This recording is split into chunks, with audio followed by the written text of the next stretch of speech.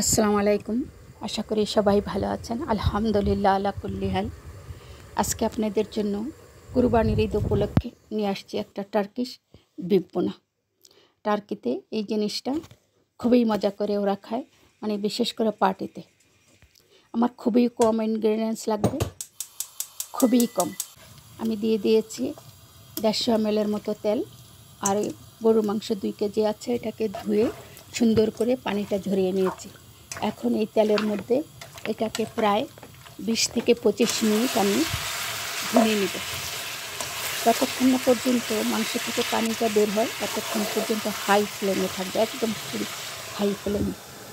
যখন পানিটা বের হয়ে যাবে তখন লো ফ্লেমে ডেকে এটাকে একদম একটু ভাজা ভাজা করে নেব। আপনারা চাইলে বেশি ভাজাও করতে পারেন, আমি মিডিয়াম ভাজা করব। এই যে দেখতে পাচ্ছেন এটা কি সুন্দর মাশাআল্লাহ কালার আসছে। এখন দিয়ে দিব আমি 700 গ্রামের মতো টমেটো। আপনারা চাইলে আরও একটু বেশি দিতে পারেন, কারণ এই টমেটোর কোনো টক নেই, এই জন্য আমি একটু বেশি দিলাম। আর টমেটো দিয়েই কিন্তু গ্রেভিটা হবে, এই জন্য অবশ্যই একটু বেশি টমেটো দিতে হবে। তো দিয়ে আমি ডেকে রান্না করব, ভুনতে থাকবো। যখন টমেটোটা সিদ্ধ হয়ে যাবে তখন আমি টমেটোটা ম্যাশ করে যে খোসাটা এটা ফেলে দিব।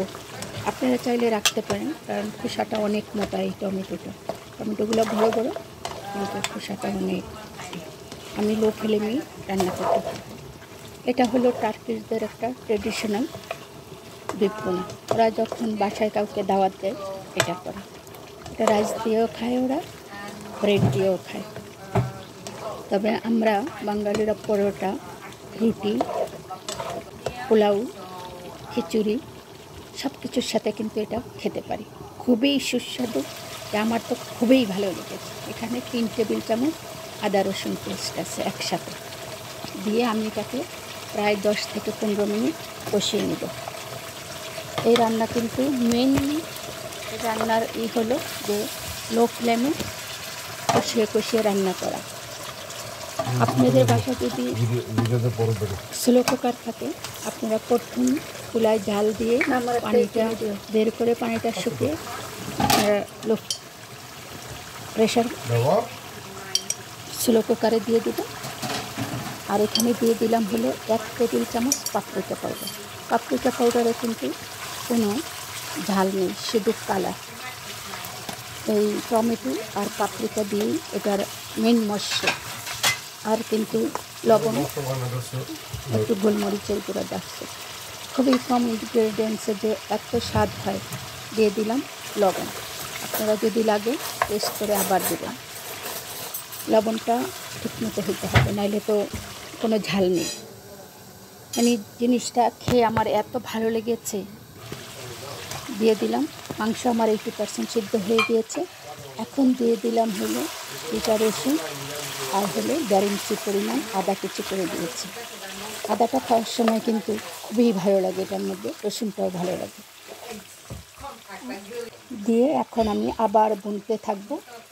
দিয়ে দিলাম হলো 2 চা চামচের মতো ব্ল্যাক পেপার, কারণ এটার ঝালটা কিন্তু মেইন হবে ব্ল্যাক পেপারে। কিন্তু আমি তো বাঙালি, আমি কিন্তু একটু মরিচের গুঁড়া ঠিকই দিব। এটা আমি ভালোভাবে কষিয়ে নিব। দিয়ে আমি যে 1 চা চামচেরও কম একটু মরিচের গুঁড়া দিয়ে দিলাম। এটা ওরা কিন্তু ইউজ করে না, ওরা এইভাবে মরিচ খায় না, মরিচের গুঁড়া ওরা খায় না। ওরা টেবিলে কাঁচা মরিচ রাখে, যদি কেউ খায় সামান্য একটু চিমটি দিয়ে নিয়ে তারপরে খায়। দিয়ে দিলাম 2টা পেঁয়াজ স্লাইস করে কেটে, মানে ভাজে খুলে দিয়েছি। পেঁয়াজটা গলবে না, আবার কাঁচাও থাকবে না, কচকচাও থাকবে না। ওদের রান্নার একটা মানে এই যে কষানো ভুনা আমার কাছে ভালোই লেগেছে। আর দিয়ে দিলাম গরম পানি। আমার মাংস কিন্তু অলমোস্ট সিদ্ধ হয়ে গেছে, কিন্তু ওরা অনেক নরম করে মাংসটা খায়, তো সেই জন্য আমি গরম পানিটা দিয়ে দিলাম। এখন আমি নেড়ে রান্না করব। যে আপনারা এই কুরবানির ঈদ উপলক্ষে অবশ্যই রান্না করবেন। দিয়ে দিলাম কিছু কাঁচামরিচ। এটা কাঁচামরিচটা কোনো ঝাল না, শুধু ফ্লেভারের জন্য দিলাম। ওরাও কাঁচামরিচটা ইউজ করে। তো আপনারা এই কুরবানি উপলক্ষে অবশ্যই এই রান্নাটা করে একবার খাবেন, খেয়ে আমাকে জানাবেন যে কেমন হলো। লবণ একটু কম হয়েছে, লবণ দিয়ে দিলাম। এটা আপনাদের কাছে আমার বিনীত অনুরোধ যে সারা ওয়ার্ল্ডে কত ভালো ভালো খাবার যে আছে, আলহামদুলিল্লাহ, আসলে সব খাবারেই অনেক মজা। দিয়ে দিলাম কয়েকটা কারি পাতা। আপনারা চাইলে এখানে লেবু পাতা দিতে পারেন, আমার ঘরে ফ্রেশ কারি পাতা ছিল সেজন্য দিলাম। ওরা লেবু পাতাটাই দেয়, তবে কারি পাতার ফ্লেভারটাও আমার কাছে অনেক ভালো লাগে, সেজন্য আমি দিলাম। আর না দিলেও কোনো সমস্যা নেই, লেবু পাতা না দিলেও সমস্যা নেই, দিলে একটা ফ্লেভার আসে। আর বেশি বেশি করে এটা শেয়ার করবেন যাতে সবাই একটু টার্কিশ এই ভুনা মাংসটা খেতে পারে। আর আপনারা অবশ্যই বানিয়ে খেয়ে আমাকে কমেন্ট বক্সে জানাবেন যে মাংসটা কেমন হলো। এই যে দেখতে পাচ্ছেন যে কত নরম হয়েছে, ওরা এরকম নরম খায়, মানে কোনো ঝোল নেই। আপনারাও এরকম নরম করে কষিয়ে কষিয়ে রান্না করবেন। আমার প্রায় 2.5 ঘন্টা লেগেছে রান্নাটা করতে।